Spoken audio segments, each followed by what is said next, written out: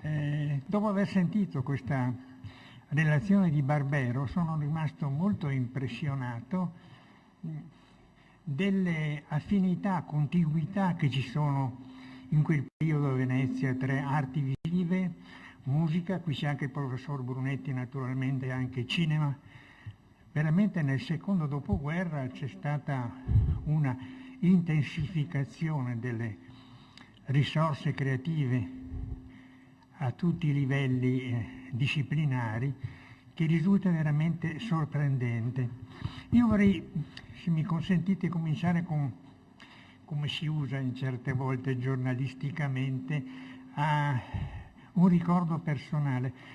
Io ho avuto modo di frequentare molto Gianfrancesco Malipiero, credo per più anche di un decennio, tra il 60 e il 70. Lo andavo a trovare ad Asolo, lui viveva in una villetta isolata, non aveva campanello perché odiava la tecnologia e odiava i rumori, e quindi c'era alla porta di casa una specie di anello battente, proprio alla maniera antica, come nel Rinascimento. E Malipiero mi riceveva in una stanza semibuia. L'impressione sembrava veramente vivere nel suo teatro, perché l'impressione era molto lugubre. C'erano anche degli uccelli impagliati.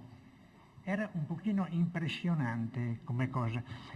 E lui aveva una grande facilità di parola. Malipiero era anche un ottimo scrittore, era un autore dei suoi libretti, o meglio dei suoi testi letterari, compositore naturalmente, ed era un tipo molto strano. Quando lo incontravo anche con mia moglie, lo andavamo a trovare, aveva sempre questo tono ironico, tagliente, acre, bizzoso, capriccioso, tutt'altro che benevolo nei confronti dell'umanità.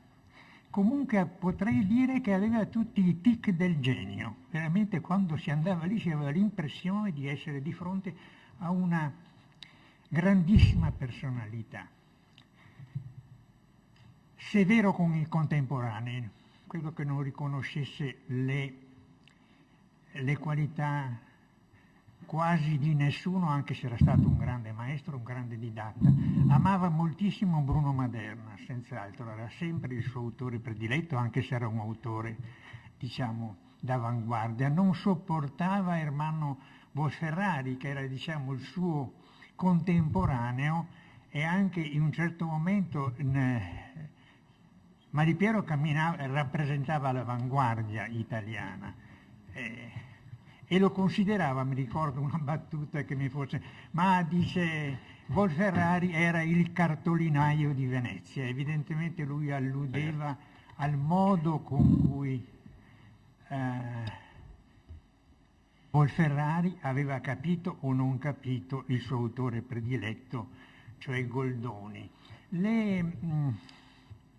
Il discorso cadeva anche su Gabriele D'Annunzio. Lui aveva un grande distacco allora, quando lo vedevo io negli anni 60, nei confronti di D'Annunzio, anche se i rapporti con D'Annunzio sono stati molto stretti fino alla metà degli anni 20.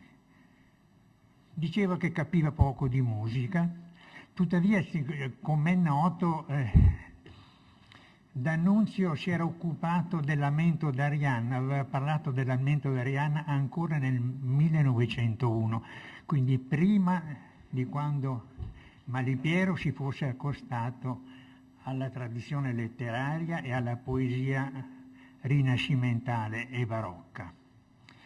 Il problema dei rapporti sono molto complessi. All'inizio vi c'è stata un'influenza di D'Annunzio, non c'è dubbio, ma non è escluso che nel corso degli anni sia avvenuto anche il contrario. Le opinioni al riguardo sono molto divise. Due grandi storici come Gianfranco Folena e Nino Pierrotta, storico della lingua e musicologo, avevano opinioni esattamente opposte. Folena diceva che Malipiero era assolutamente antidannunziano, anche dal punto di vista letterario. Folena invece sosteneva che l'influenza di D'Annunzio, specialmente nei primi decenni, era molto forte, che si era protratta a lungo, e questo si poteva anche vedere per il carattere della grafia. Nota Pirrotta, che la grafia di Malipiero è sempre rimasta d'annunziana, cioè effettivamente è un caso di mimesi abbastanza impressionante tra la grafia di D'Annunzio e la grafia di Malipiero. Io potrei dire che probabilmente il d'annunzianesimo di Malipiero è rimasto come un fenomeno subcutaneo. Comunque qui ci vorrebbe evidentemente, non voglio usurpare il campo di uno storico della letteratura italiana, non so se c'è Cesare De Michelis che forse potrebbe darci dei chiarimenti da questo punto di vista. In ogni caso ricordo benissimo come Malipiero irridesse D'Annunzio per quanto concerne il vittoriale, e soprattutto il cattivo gusto del vittoriale, che non aveva niente a che vedere con l'ascetismo anche della piccola casa di Gianfrancesco Malipiero. C'è un fatto però un po' curioso e quasi inesplicabile, nonostante queste battute un po' taglienti di Gianfrancesco. Un po' curioso che nel 22 comincia la prima edizione a stampa, la prima edizione moderna delle opere di Gianfrancesco Malipiero. È edita dal Vittoriale e per 20 anni Malipiero si dedica all'edizione critica di Monteverdi e successivamente dal 47 fino alla fine degli anni 60, cioè fin quasi alla morte, all'edizione moderna delle opere di Vivaldi, di cui ha trascritto, perché in gran parte le opere di Vivaldi sono in stampe antiche, ma nella più parte sono manoscritti e anche autografi, ha trascritto ben 650 concerti di Vivaldi.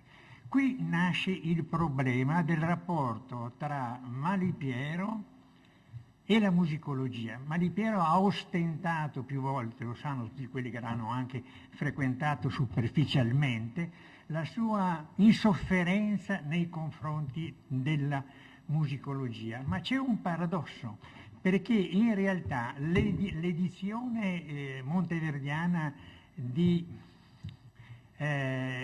Malipiero, edita dal Vittoriale, come le edizioni a stampa di Vivaldi, in queste edizioni c'è quasi un feticismo per quanto riguarda i testi, un feticismo che si direbbe filologico, tant'è vero che Malipiero non correggeva nemmeno gli errori, il che vuol dire che curiosamente Malipiero, magari i musicologi gli errori li correggevano, comunque è stato un profeta e anche un anticipatore dal punto di vista della ricerca musicologica e filologica, nel senso che negli anni 20 in Italia non c'erano edizioni, a parte che erano rarissime le edizioni, ma non c'erano edizioni moderne dei classici così fedeli. Evidentemente Malipiero aveva nella testa le manipolazioni tardoromantiche ottocentesche, soprattutto Monteverdi è stato molto aggredito da queste manipolazioni, ma però stavano, direi, passando di moda.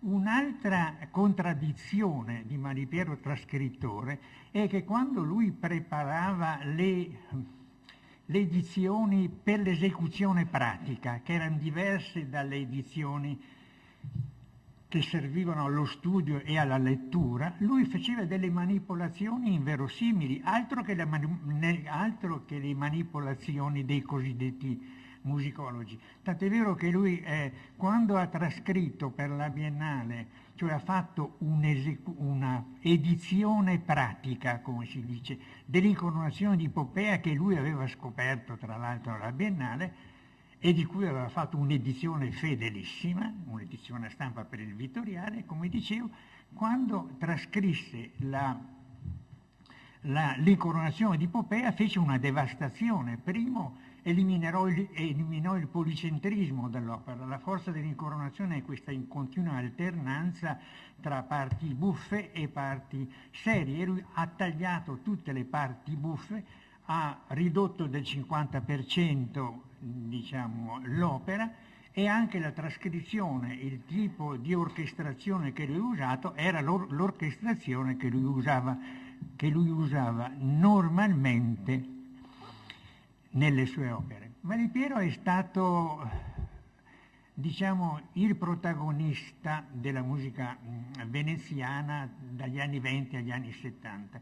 In particolare negli anni 30, nel 32, nel 33, inventò un corso libero di composizione al Conservatorio Benedetto Marcello. Allora al Conservatorio c'era un certo Mezio Agostini, un direttore che è stato molto favoleggiato dai docenti del Conservatorio. Io mi ricordo Aldo Pais e altri che dicevano Mezio Agostini, nessuno come lui. In realtà a vedere quello che lui faceva era di una mentalità burocratica, proprio ministeriale. Era un uomo sostanzialmente gretto, cioè non amava aprire il conservatorio alla città, però aveva imposto un ordine rigorosissimo dal punto di vista didattico e per quello che era rispettato. Malipiero arriva al conservatorio, credo sia stato che sia arrivato con la protezione di Bottai, poi Bottai sarà stato il suo grande protettore successivamente, ma credo che sia avvenuto anche questo.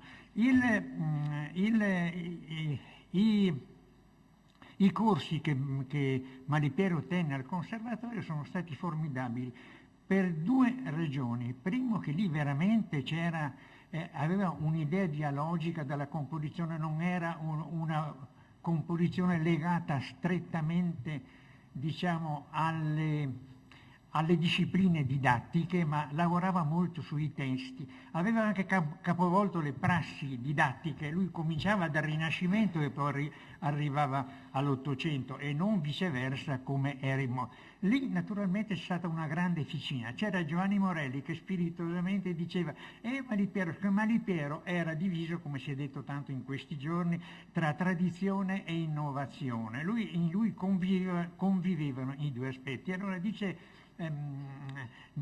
Morelli, dice c'era un Malipiero di sinistra e un Malipiero di destra. Allora il Malipiero di destra sarebbe quello che è stato il maestro del nostro maestro dei cori, che voi avrete conosciuto alla Biennale, Sante Zanon si chiamava. Il suo veramente era quasi un misticismo monastico, un modo di ripetere in modo molto elementare, di semplificare il linguaggio mistico di Malipiero. Ma dall'altra parte c'era Gino Gorini, che era una punta di diamante, un grande pianista e un compositore molto, molto importante, di cui magari parliamo dopo, e soprattutto è stato il maestro di Nono e di Maderna, e anche, voglio dire, un maestro un po' intemperante, i suoi rapporti erano difficili, però di fatto è stato il maestro di Nono e di Maderna, e poi genialissimo Malipiero per dimostrare la sua apertura, perché molti dicono che Malipiero è un conservatore, eccetera, amava l'antico ma era molto aperto anche nei confronti della modernità. Cosa ha avuto Malipiero nel 1948, con l'aiuto della Biennale, ha invitato al conservatorio Hermann Scherchen. Hermann Scherchen era un grandissimo direttore d'orchestra, adesso ha fatto pochi dischi, quindi ormai nessuno più lo conosce, e comunque è stato uno dei profeti dell'avanguardia, della grande avanguardia viennese, del Novecento storico viennese, di Schember, di Berg e di Weber. È curioso che il tradizionalista Malipiero affidasse i suoi migliori allievi, Noto e Maderna, proprio a Hermann Scherchen, e da lì evidentemente c'è stata un'apertura tale, tant'è vero che 2 anni dopo, nono, a Darmstadt presentava la sua prima opera sinfonica, e Maderna aveva già cominciato nel 1949 a collaborare, quindi per Darmstadt si intende la cittadella dell'avanguardia, della neo-avanguardia europea che si era tedesca,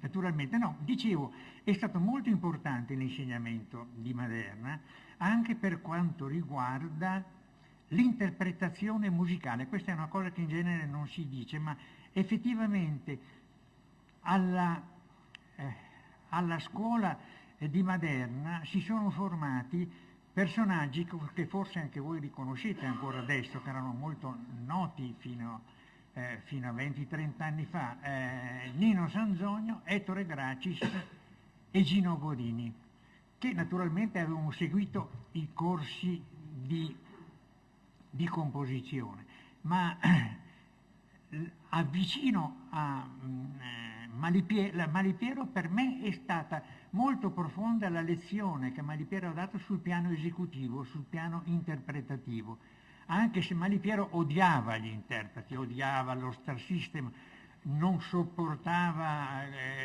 la popolarità dei grandi artisti, secondo me aveva perfettamente ragione tra l'altro, però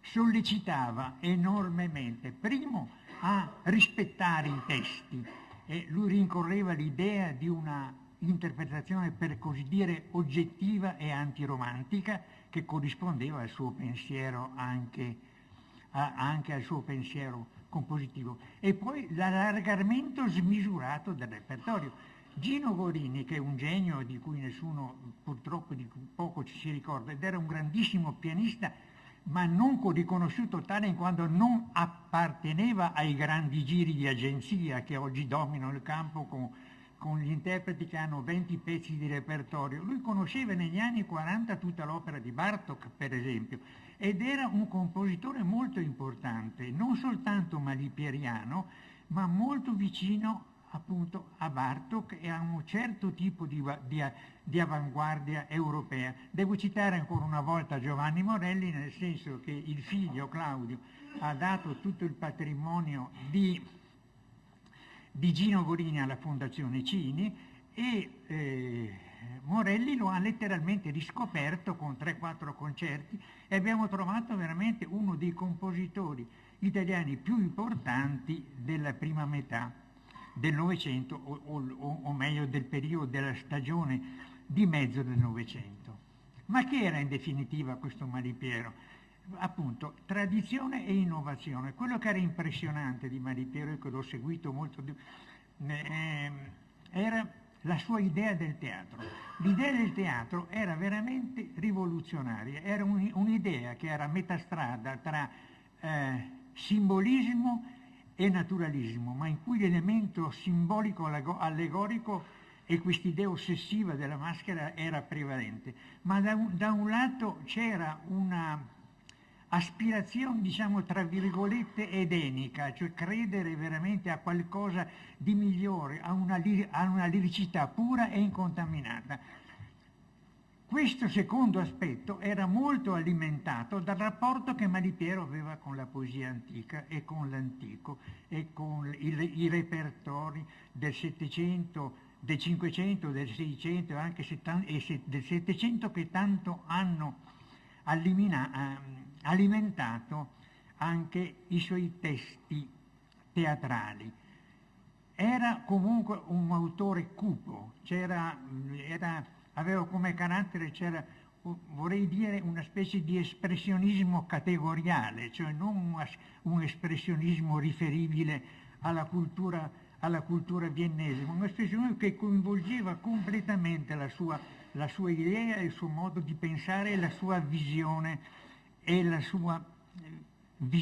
del mondo. Insomma, Malipiero è stato molto eseguito soprattutto la Biennale tra il 30 e il 70. Dico anche maliziosamente che governavano la Biennale anche Alessandro Piovesan e Mario Labroca, che erano allievi o semi-allievi di Malipiero. Resta il fatto che dopo il 70 la produzione teatrale, pur così importante, di Malipiero è scomparsa. La posizione di Malipiero era una posizione senza... Malipiero incarnava l'avanguardia storica italiana, questo è certo, non era soltanto un compositore convenzionale. Il suo obiettivo, come ben noto, era il melodramma e l'opera verista. Il risultato è che l'opera di Malipiero è scomparsa, mentre Cavalleria Rusticana, Pagliacci e Andrea Chenier continuano tranquillamente a circolare. Non so se la storia sia stata giusta o meno, questo non lo so, questo lo lascio pensare a voi. Credo però che questa rinnovata divulgazione del verismo o degli aspetti più viscerali del verismo la ritengo abbastanza, per quanto mi riguarda, abbastanza inquietante. Dicevo che Malipiero era molto legato alla Fenice. Ecco, mi riferisco a quello che ho sentito anche nelle relazioni precedenti. Dopo le grandi prime di Verdi, conclusesi nel 1957 con il Simon Boccanegra, diciamo che dal 60 agli anni 30, per 70 anni, c'è stata una nebbia fitta alla Fenice. La Fenice è scomparsa. Era un teatro di repertorio che ripeteva sempre quelle 7, 8, 10 opere in allestimenti mediocri. La rinascita della Fenice nasce in concomitanza con la Biennale. Una volta, esattamente nel 1938, Goffredo Petrassi, un altro amico di Bottai, è diventato sovrintendente della Fenice e anche direttore artistico della Biennale tra il 1938 e il 1940. E lì c'è stato anche un notevole svecchiamento, la fame del Sortilege, Elettra di Strauss, Pulcinella di Stravinsky, eccetera. Arriva la guerra, ma la vera rinascita si ha con Fernando Ballo, autore secondo me il più grande indubbiamente direttore che la Biennale abbia mai avuto, purtroppo misconosciuto secondo me. Comunque mi ha molto interessato quello che si diceva di Cardazzo prima, verificavo le date e verificavo le impressionanti concomitanze con quello che faceva tra il 40 e il 50 Cardazzo e quello che ha fatto Fernando Ballo. Le affinità, ritengo, è soprattutto quello di puntare sulla poliedricità della cultura contemporanea. Lui veramente aveva interessi per Shostakovich, per Mosca, per Parigi, per Vienna. Clamorosa è stata la prima della Lulu di Berg. La prima italiana della Lulu di Berg nel 1948, la Lulu è stata scritta, composta ma non ultimata tra il 1934 e il 1935 ed eseguita senza il terzo atto nel 1937. Quindi nel 1948 lui fa la prima italiana e per la prima volta Streller devo dirvi, scusate se vi do qualche piccolo dettaglio, io fin da ragazzo ho seguito tutte le produzioni della Biennale, quindi devo evidentemente evocare i miei ricordi che magari sono anche imprecisi, sono anche completamente alterati con il tempo, tutto può essere. Comunque la Lulu di Berg, la regia era di Streller, di schietto impianto mitteleuropeo, era in italiano però, e quello che lui ha impressionato, che lui ha ripristinato, cosa che non era mai fatto, l'intermezzo cinematografico. Dov'è? Ah, eccolo qua. L'intermezzo cinematografico, che cioè Berg nel 1935 aveva pensato nel secondo atto di descrivere la degradazione del personaggio principale che era Lulu, la degradazione fino alla morte, fino alla prostituzione, eccetera. Descrive questa parabola della degradazione attraverso un intermezzo cinematografico. Questo è un fatto veramente molto importante, perché non sempre le produzioni di Lulu che si fanno anche oggi rispettano quella idea formidabile per il tempo di Alban Berg. Mi ricordo quella volta ero con mio padre, con mio fratello in un palco alla Fenice. Vicino al palco c'era Arturo Toscanini, il quale io vidi, lo guardavo sempre, vedevo che sbuffava, che era molto alterato. A un certo punto Toscanini ha lasciato il palco e passeggiava per il corridoio assecondato dal suo famulo Giuseppe Pugliese, forse Cesare se lo ricorda, e urlava, imprecava, che vergogna fare queste cose. Poi il giorno dopo, devo dire,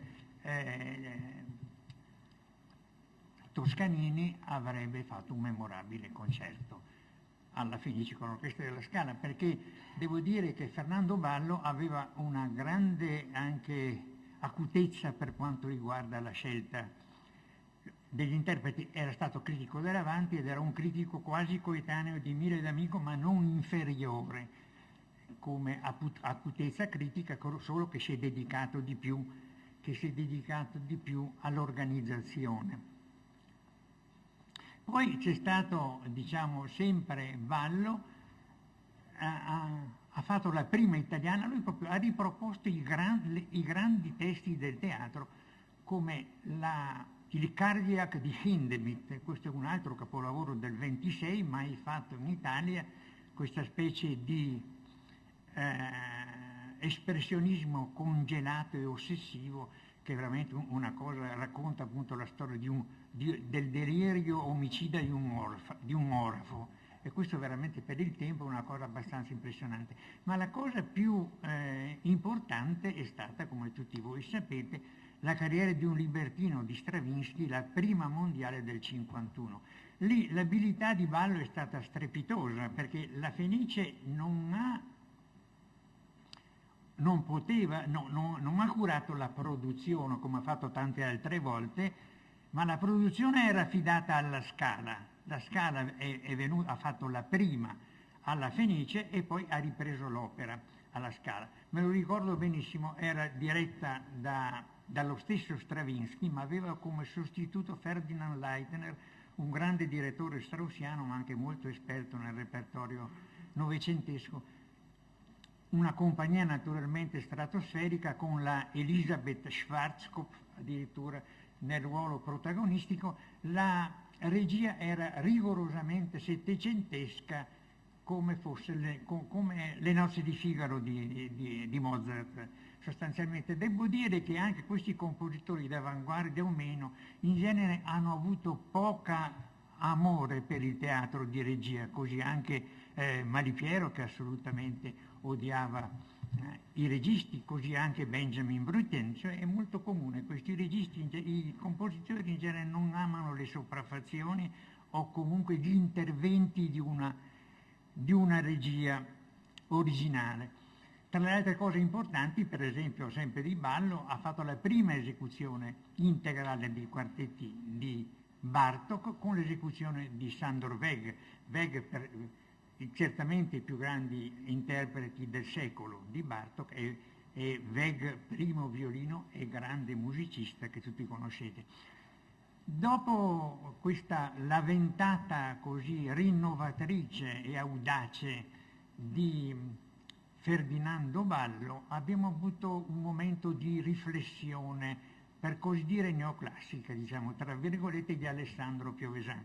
Alessandro Piovesan ha chiuso la porta intanto a Vienna e all'avanguardia viennese. Non so se l'abbia chiusa per suggestione di Gianfrancesco Malipiero, che indubbiamente lo controllava, questo non c'è dubbio. Resta il fatto che dopo Ballo Vienna è scomparsa. Abbiamo avuto però due prime importanti, il Giro di vita di Britten, prima assoluta, e anche lì una produzione proveniva da Altenburg, inglese, con tutti i crismi convenzionali, l'opera bellissima tra l'altro, e poi hanno fatto l'Angelo di Fuoco. L'Angelo di Fuoco di Prokofiev è una partitura del 23 che si riteneva scomparsa, che è stata ritrovata in una biblioteca. Ne hanno fatto a Parigi una versione in forma di concerto e poi nel 1955 Piovesan l'ha presentata alla Fenice con dunque, scusate, con la regia di Strehler. Strehler veramente era un protagonista in quel periodo a Venezia. Naturalmente Piovesan ha avuto il merito di mantenere il rapporto con Stravinsky, che era già stato avviato con Ferdinando Ballo, e ha assistito alla grande svolta cosiddetta dodecafonica di Stravinsky con il Canticum Sacrum a San Marco. Poi doveva scrivere i treni, un grande oratorio, Stravinsky, che Piovesan è morto nel febbraio del 58 e nell'autunno del 58 è stata fatta questa prima mondiale di un grande capolavoro seriale, dodecafonico, biblico di Stravinsky. Arriva il 59 e naturalmente con l'arrivo di Mario Labrocca c'è un sommovimento completo, insomma, era un po' come Cardazzo anche lui. Improvvisamente si spalancano le porte. Ora vi rendete conto che dal 50 al 60 a Venezia non si sapeva che esistesse Darmstadt, cioè il centro dell'avanguardia europea attivo dalla fine degli anni 40, cioè c'era proprio un silenzio completo, evidentemente un'ostilità preconcetta nei confronti della nuova musica.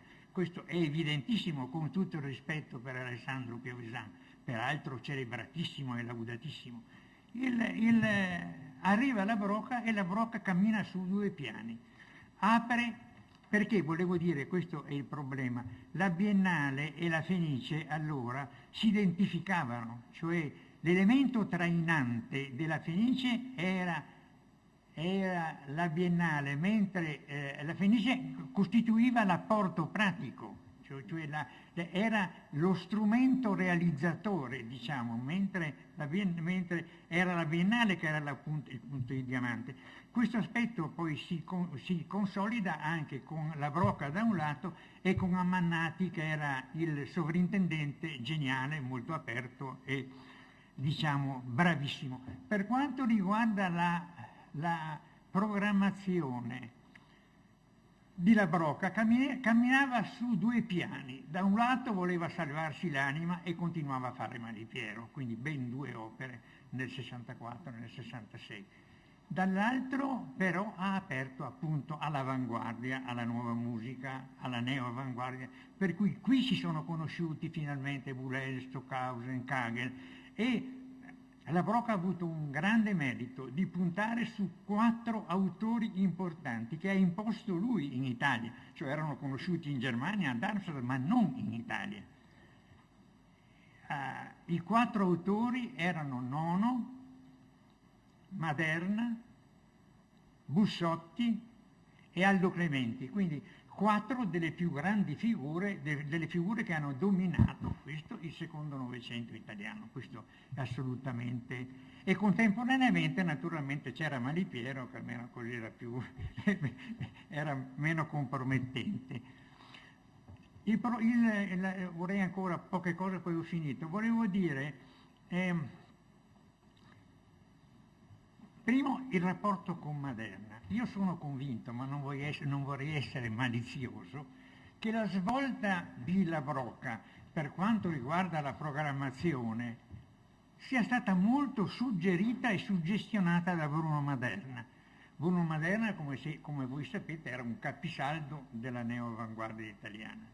Era molto giovane, allora aveva 30 anni, e sono sicuro che lui, questa apertura così massiccia e totalitaria a Darmstadt e all'avanguardia, secondo me nei primi 2 o 3 anni è stata stimolata da Bruno Maderna, che la Brocca amava moltissimo, che tra l'altro qui alla Fenice aveva fatto un'opera ispirata a Hölderlin che si chiama Hyperion, che era, non so se funzionerebbe ancora oggi, ma era un'opera fatta a strutture mobili, quindi che poteva essere cambiata l'esecuzione, ma c'era un finale con una grande aria ispirata a Hölderlin che sembrava quasi rievocare il lirismo di Alban Berg. Quello però che è più interessante, anche perché è più lungo, più ricco di appuntamenti, è stato il rapporto tra La Brocca e Nono. Allora, la Broca nel 50 presenta il Canto sospeso, una delle grandi cantate, un grande capolavoro di Nono. L'anno dopo presenta Intolleranza, 1961. Ci sono stati dei disagi dal punto di vista organizzativo. Nono, diversamente dai suoi colleghi, amava molto il teatro di regia e il teatro attuale, moltissimo. Allora era andato a Praga, dove aveva conosciuto Svoboda, il maestro della lanterna magica, un grandissimo scenografo, e aveva invitato Svoboda a Venezia per Intolleranza assieme a un grande regista ceco di cui adesso non ricordo il nome, chiedo scusa. Invece il governo ceco gli impose Kaselic, che era un regista mediocre che amava anche allestire operette a Vienna. Kaselic è arrivato a Venezia e propone che facciano delle proiezioni naturalistiche. Nono si indigna. Cosa succede allora? Va da Vedova. Stranamente tra Vedova e Nono, tra il 50 e il 60, non c'erano assolutamente rapporti. Secondo me perché Vedova si riteneva molto più importante in quel momento, tanto più che Nono, chi lo conosceva? Venezia, visto che nessuno lo eseguiva. Però Nono, Vedova si è reso conto, una prima mondiale alla Biennale, l'orchestra della BBC diretta da Maderna, un grande spettacolo, lui gli chiese di fare, se poteva, la parte delle proiezioni, idearla lui. E devo dire che, come voi tutti sapete, Vedova ha fatto uno dei suoi capolavori, quei vetrini di Vedova, sono meravigliosi, peraltro ne ho parlato tanto come Vedova, ma dove sono andati? Lui dice che si sono bruciati, che a causa del calore delle proiezioni dice che non ci sono più, non so, lei cosa dice lei? È così, dice la verità, perché non si sa mai se gli artisti dicono la verità. Comunque bruciati. Però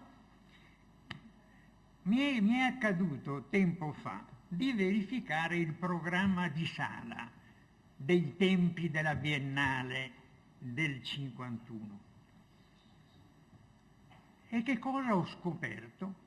Che il nome di Vedova era scomparso e c'era soltanto il nome che il nome di Svoboda era scomparso e c'era soltanto il nome di Vedova come scenografo e proiezioni. Prendete il programma di sala della Fenice, mi pare una cosa, adesso voi potete fare le vostre deduzioni.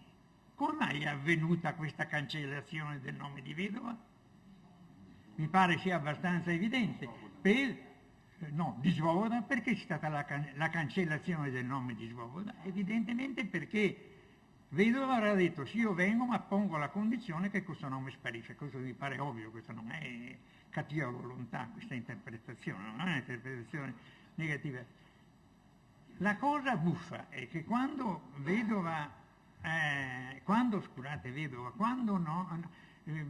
l'Editia ha dedicato a Nono un volume miscellaneo con un'autobiografia, nell'autobiografia Nono parla pochissimo di Vedova, è la biografia curata da Enzo Restagno, ma parla soprattutto di Svoboda e della lanterna magica. Quindi questo qui io me lo ricordo benissimo, questo spettacolo. Per quanto riguarda Intolleranza, qui è stata molto celebrata, lo sta anche il nostro Cesare a Venezia recentemente. Io non credo sia un capolavoro assoluto, devo dire la verità. Ci sono le parti corali, naturalmente poetiche, meravigliose, ma poi c'è un tessuto narrativo quasi naturalista, lui ce l'aveva con naturalismo, ma il naturalismo salta fuori anche nella narratività di melodramma che mi sembra abbastanza invecchiato. In ogni caso era più avanti in fondo come idea del teatro Malipiero, indubbiamente, come rompeva la narrazione. Detto questo, concludendo, vorrei dire c'è un problema dibattuto è quello dei tre stili di Luigi Nono, posto che c'è chi sostiene che ci sono, come me, oppure altri che dicono che non esistono, che c'è la continuità. Ora, la tripartizione stilistica è una cosa un po' ovvia sul piano storiografico e forse anche non molto utile pensate a Beethoven, a Verdi, a Schoenberg e soprattutto a Stravinsky. Ma ora io trovo che la dissociazione tra il secondo e il terzo nono soprattutto sia molto più forte della dissociazione tra il secondo e il terzo Stravinsky. Veramente per me sono due autori diversi, anche se io non nego l'importanza del periodo in cui prevaleva l'internazionalismo terzomondista, diciamo,